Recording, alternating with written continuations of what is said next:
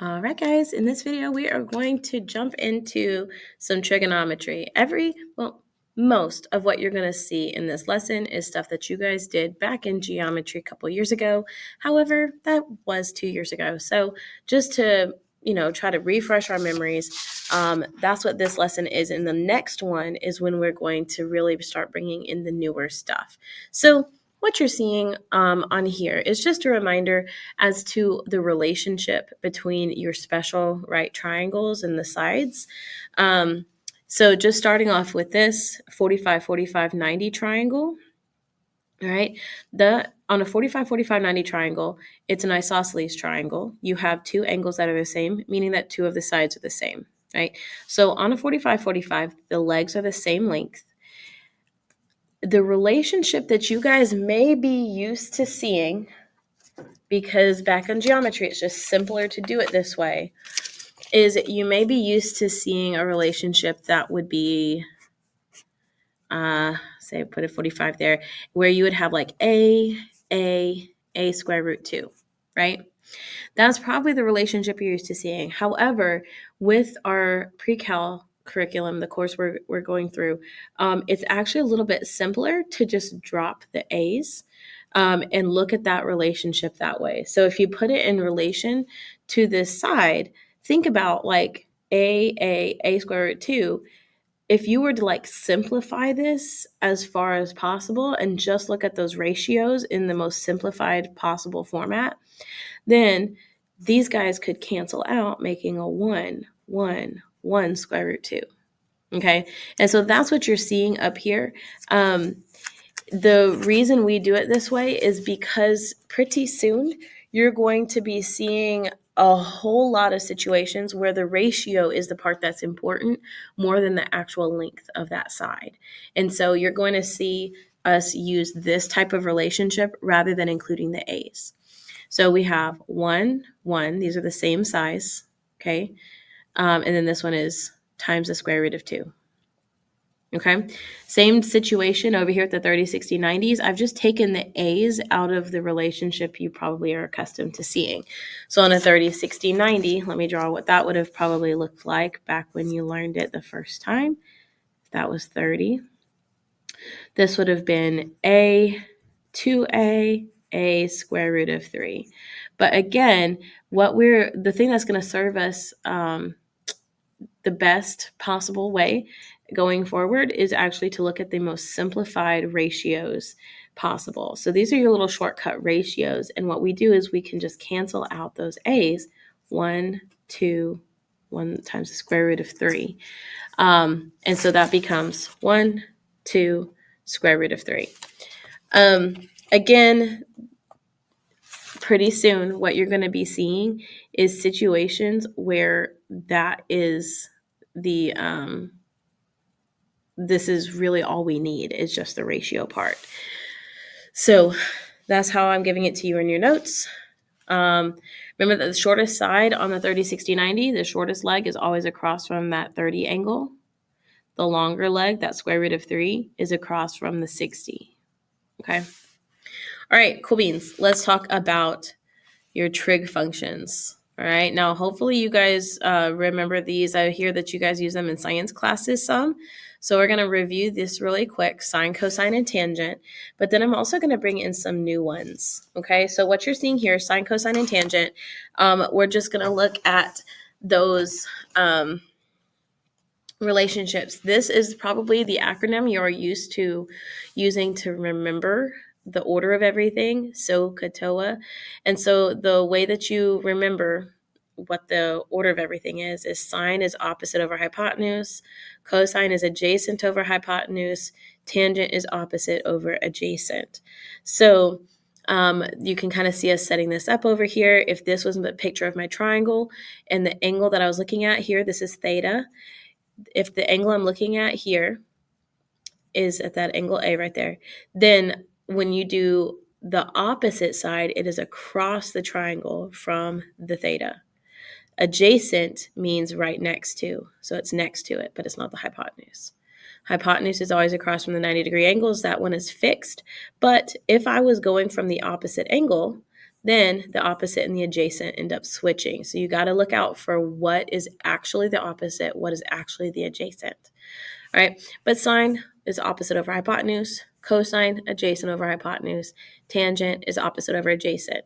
Please don't call them sin, cos, and tan. Okay, that's not how you say them. And I don't want you to get in bad habits, because when you guys get to college, if you start calling them sin, cos, and tan, your professors are going to think you're nuts. Okay, you call them sine, cosine, and tangent. And that's how you spell the full word. But in order to make our writing less, that's why we abbreviate. Okay. All right. Now, those are not the only trig functions. I'm going to add 3 more here, and they are what's called the reciprocal functions. So you can actually look at your reciprocal of each of these. So here's your first one. Cosecant is if you do the reciprocal of sine, 1 over sine. That's what cosecant is. Here's your abbreviation. CSC stands for cosecant. But it is really just 1 over sine. So in actuality, what happens is it becomes hypotenuse over opposite. All right. So remember how sine is opposite over hypotenuse. Cosecant is the reciprocal of that. All right. Secant. Secant is the reciprocal of cosine. So it becomes hypotenuse over adjacent. And cotangent is the reciprocal of tangent. It becomes adjacent over opposite. All right. So there we go. We have your 3 new reciprocal trig functions as well. Okay. And now really what we're going to do is just do some practicing being able to use trig values. Okay. Remember, SOHCAHTOA is a great way to remember stuff. Now, when it comes to cosecant, secant, and cotangent, you got to remember cosecant is the reciprocal of sine. Secant is the reciprocal of cosine. And it almost feels like that should be backwards, but it's not. And we're not going to change it because you can't. Okay. So just keep that in mind when you have to do those. Now, they said on example 1 to find the values of all 6 trig functions for an angle of 45 degrees. So here's my suggestion. All right. Let's draw a 45, 45, 90 triangle. And let's label it with those special angles like it is, like we are accustomed to seeing. So here we go. It doesn't have to be perfect. It doesn't have to be fancy. But we'll say that this is 90, 45. That means our ratios, we have 1, 1, and then square root of 2.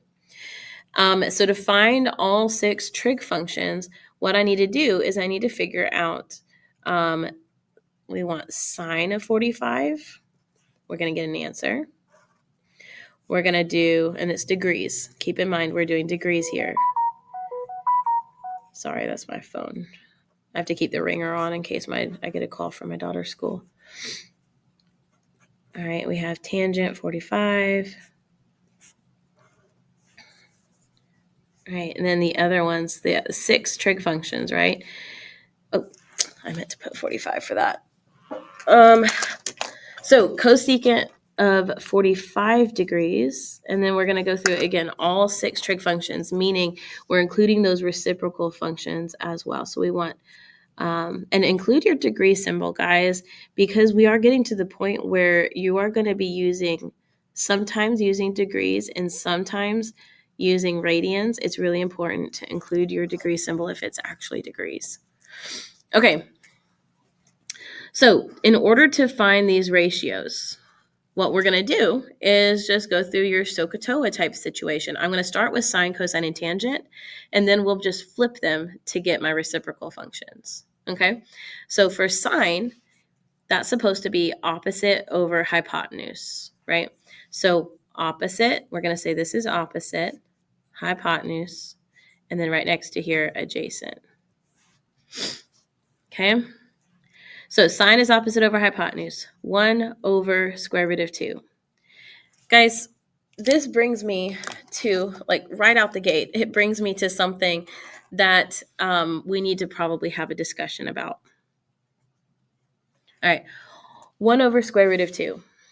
I look at this and I immediately don't like it. And it's because it's been ingrained in me throughout my whole education that we're not allowed to have radicals in the denominator. The biggest reason is because back in the day, before they used calculators for everything, it was really hard to divide by something like that. So what they would do is they would do a trick called rationalizing the denominator. And rationalizing the denominator made it to where you could divide a whole lot easier, because dividing by a rational number is way easier than dividing by an irrational one. So they would do a trick called rationalizing the denominator. Technically, these days, people don't care as much that you do it. However, you may have a teacher at some point who does. And when it comes to learning these trig ratios, most people expect you to rationalize the denominator. So I'm going to take this over here for just a moment, and we're going to see what that looks like. It's real simple. To fix this, the only thing I have to do is multiply by this irrational value on top and bottom, because if I multiply by this, I'm only multiplying by the value of 1. But now it becomes 1 times square root of 2, the irrational numbers in the numerator, and square root of 2 times square root of 2 is just 2. So this is actually the square root of 2 over 2. The AP test, if you take that, it actually doesn't care if you rationalize the denominator or not on any of the free response things. But I will tell you, a lot of the multiple choice things, they will automatically rationalize the denominator as answer choices a lot of times, because that is such common practice across most mathematicians. So just keep that in mind. You need to be able to rationalize, because you will see it on certain things. And especially for these special angles, I would say get in the habit of it, because when we look at creating your unit circle pretty soon, that's the values that I think are going to be better for you to memorize. Okay. So anyways, there's your sine 45 degrees. It is 1 over the square root of 2, or if you rationalize that denominator, it's actually square root of 2 over 2. And that's, again, simply because back in the day, before they had used calculators for everything, it was a whole lot easier to divide this irrational number by a whole number rather than an irrational thing. Okay, let's go to the next one. Cosine 45. We're going to get a similar situation. Adjacent over hypotenuse is once more 1 over the square root of 2. And that rationalizing would be the same thing. So rationalize that denominator. You don't have to do the math again. Tangent is opposite over adjacent, 1 over 1, which is actually just 1. And now when we look at our reciprocal functions, all we're going to do is flip them. But I want you to look at this. If I flipped the rationalized one, it's going to put the square root in the bottom again. Whereas if I flip this one from when the square root was on the bottom, it's going to be a whole lot more simple. So I'm going to go ahead and do that. Remember, this is going to be the hypotenuse over the opposite, right? Or just a flipped version of sine. So we want the hypotenuse over the opposite. So hypotenuse over opposite, square root of 2 over 1. Or again, just think of flipping your sign. But simplified, that's actually just plain old square root of 2. Secant, you get the exact same situation, guys, because you're flipping your cosine, and cosine was the exact same thing. That does simplify to be square root of 2 again. And now cotangent, when I have 1 over 1 and I flip that, right, you're still getting the same thing back. So that is all 6 trig functions for angle 45 degrees. All right. What about if I have you change things up just a little bit? So look here, we've got example 2. It says evaluate sine of 30, cosine of 30, tangent of 30. And then let's look at sine of 60, cosine of 60, and tangent of 60. So that we can look at that 30, 60, 90 triangle and be able to deal with it as well. Okay, so I'm going to get my paper ready. We're going to do that. So this time I'm not going to do the cosecant, secant, and cotangent part. This one is only asking for sine, cosine, and tangent, but we are looking at 2 different angles. All right, so I'm going to just simply draw a 30, 60, 90 triangle over here. And then put our ratios. 1, 2, and square root of 3. All right, let's look at sine of 30 degrees, cosine 30 degrees, tangent 30 degrees, right? And then we're also going to look at the same thing, but for 60 degrees. So we want sine of 60 degrees, cosine, and tangent.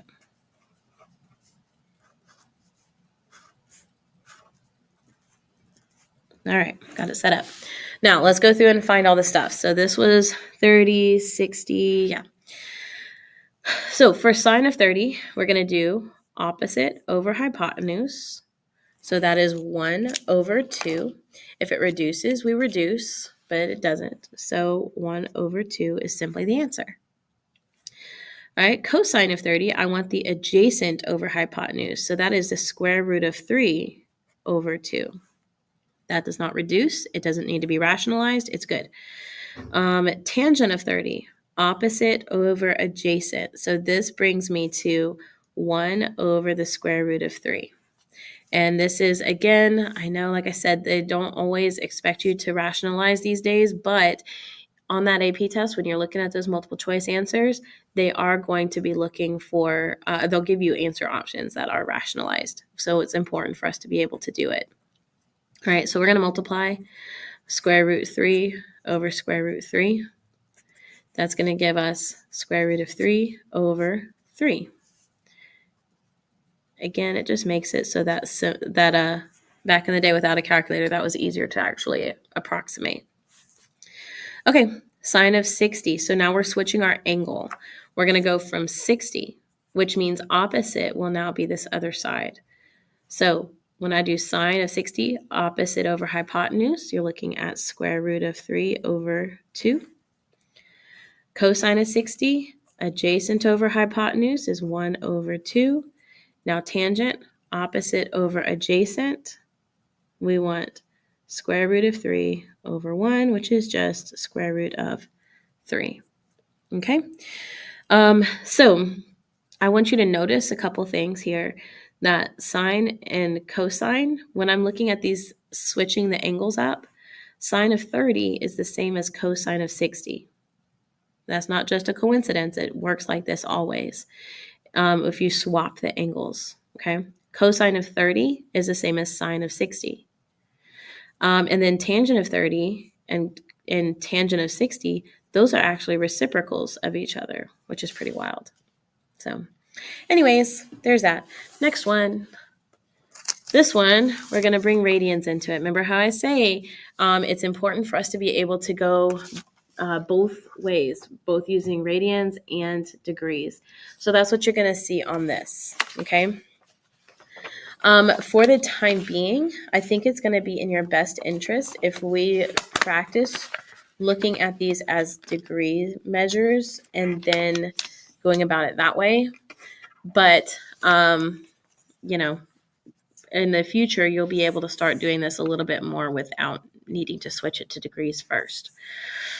Okay, but this pi over 4, if you go back and you look at the unit circle that you guys have partly filled in, or you can look back at notes where we have calculated this before.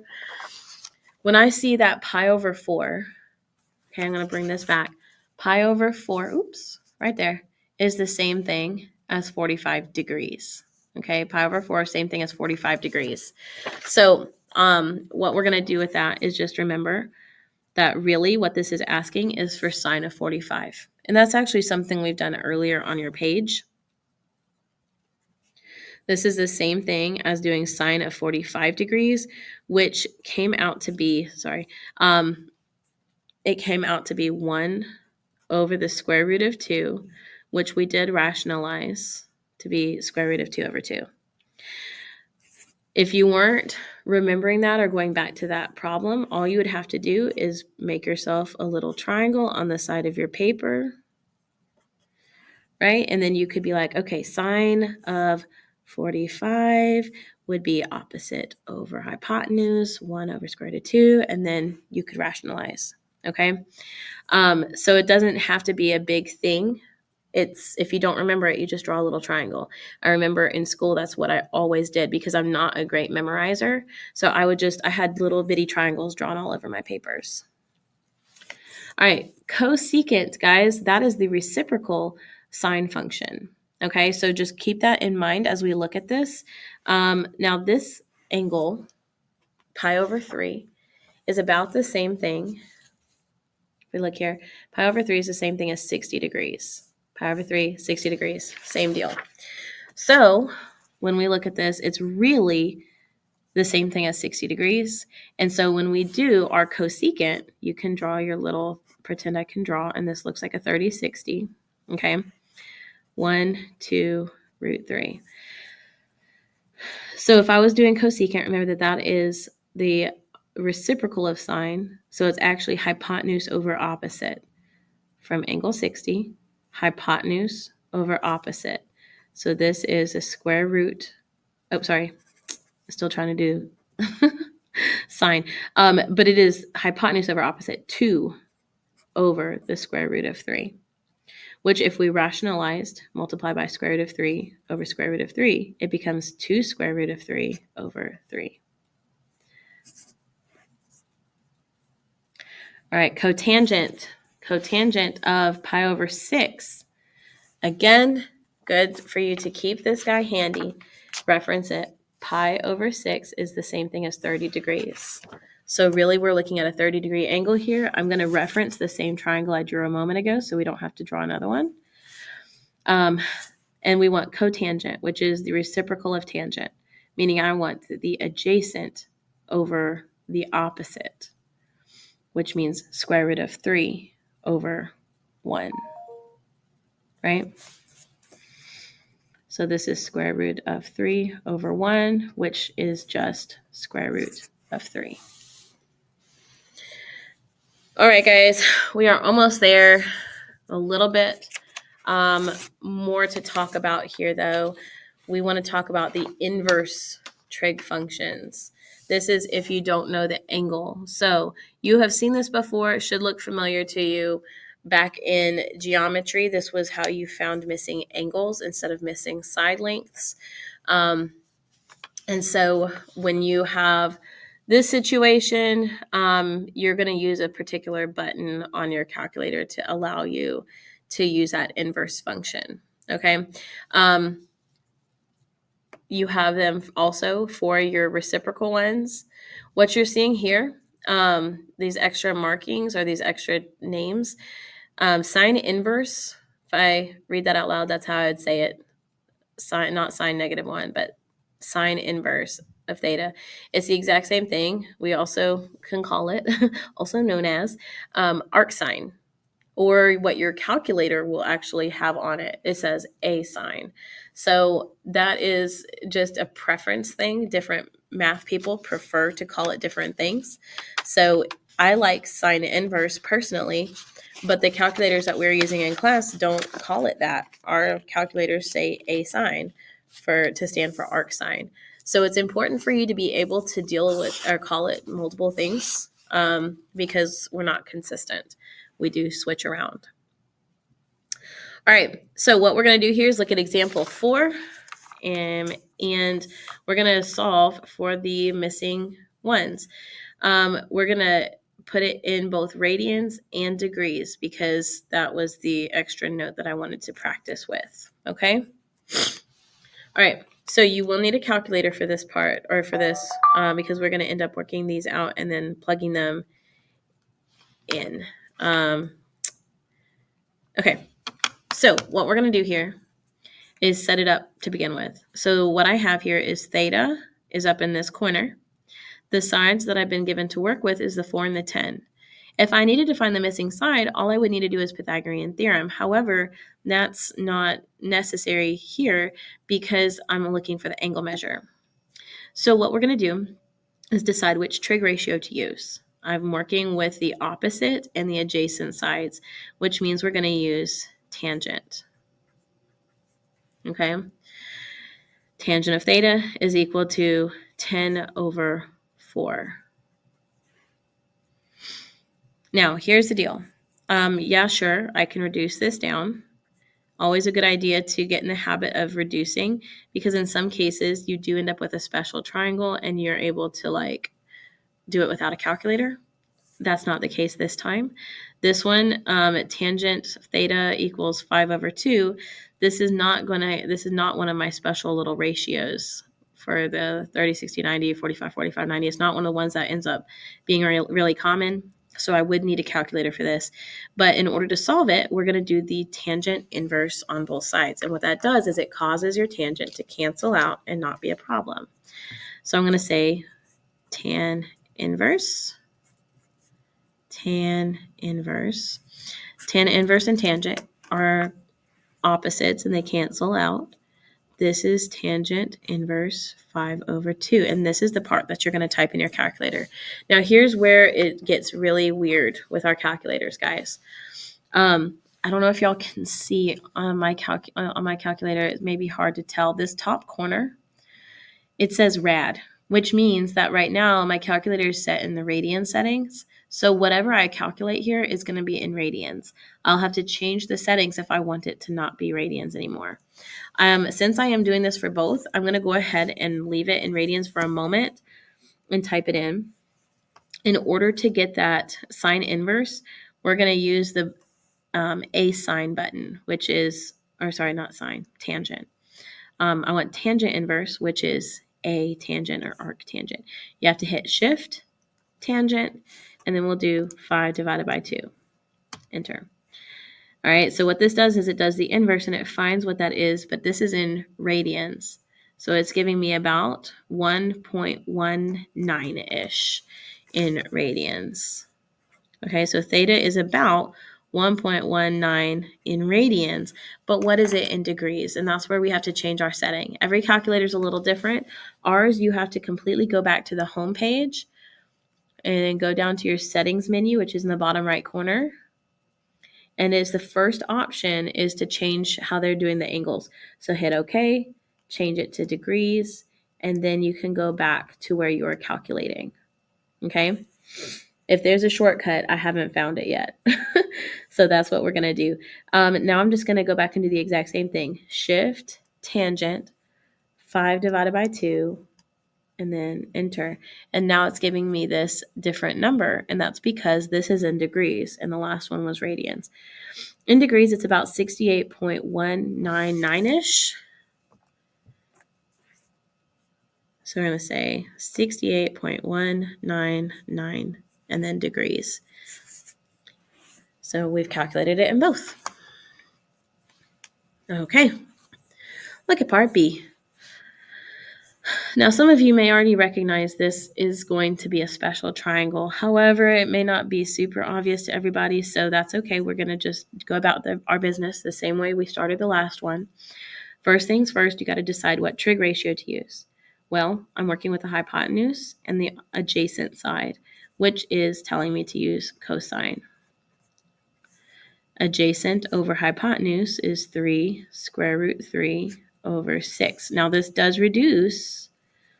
Cosine theta equals, this is square root 3/2, because you can divide both top and bottom by 3. Now, square root 3/2 should, I think, it should look familiar to a problem we did just a minute ago. When we did cosine of 30 degrees, I'm trying to remember, as example 2, here we go. You see that? Cosine of 30 degrees. You are going to eventually start memorizing these. So it's not going to be a calculator type of question because you'll have these values memorized. So that's why I'm just trying to mentally prepare you for that. You could do this one without a calculator because cosine of 30 degrees is this guy, meaning that theta would have to be 30 in degree form. And you can check that here. I still have my setting in degrees. I haven't changed it yet. So if you do, remember the way that I would do this algebraically is I would do theta equals cosine inverse of the square root of 3/2.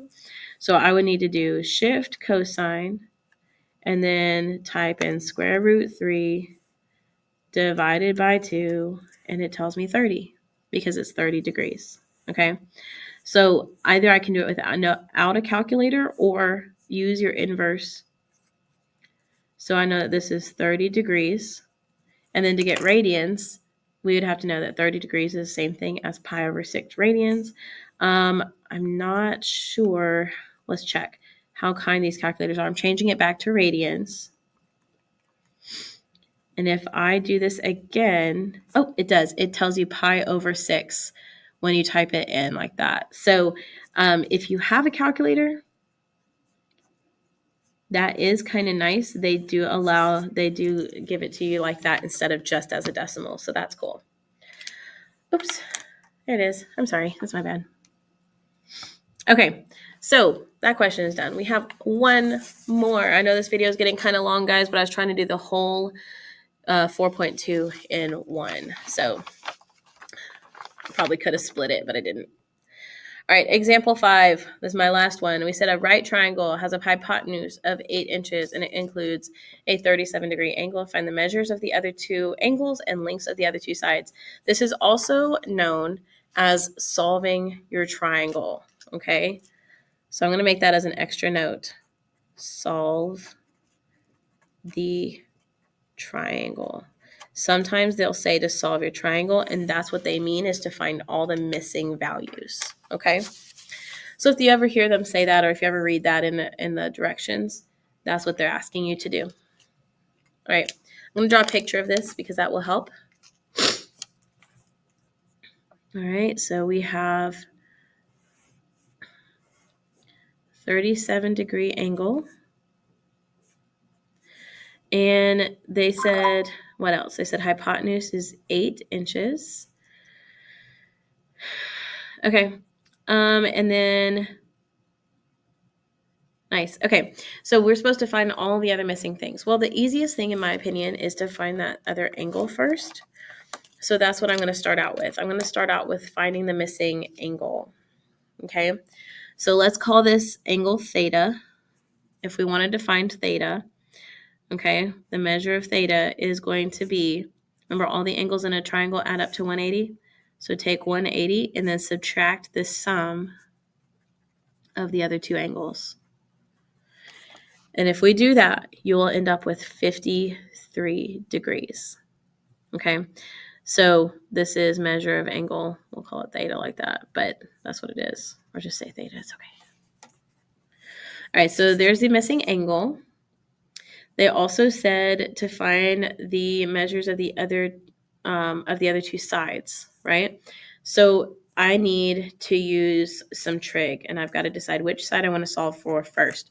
Let's call this A and this one B. It doesn't really matter what you call them, but I need to call it something so I can solve for it. And we're going to say, let's go for A first. So from this angle 37, that's the opposite side, and we have the hypotenuse, which means let's use sine. Opposite over hypotenuse, A over 8. Now, really important, I had put my calculators in radians last time. We need to change it because this is now working in degrees. So it's going to be a little bit annoying to have to switch back and forth, but it's a really important thing to pay attention to. If you don't change it, it will be wrong. We want sine of 37. So now that I changed it to degrees, sine of 37 gives us about 0.618-ish. And guys, I think it's going to be a little bit easier if I get that variable by itself first and then type all that in. I got a little bit ahead of myself. But if you multiply by 8 on both sides, and then we actually can type this whole thing in the calculator. 8 times the sine of 37 is equal to A. That'll give you your final answer. So 8 sine 37.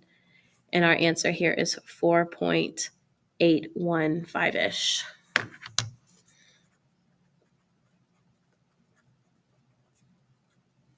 Okay.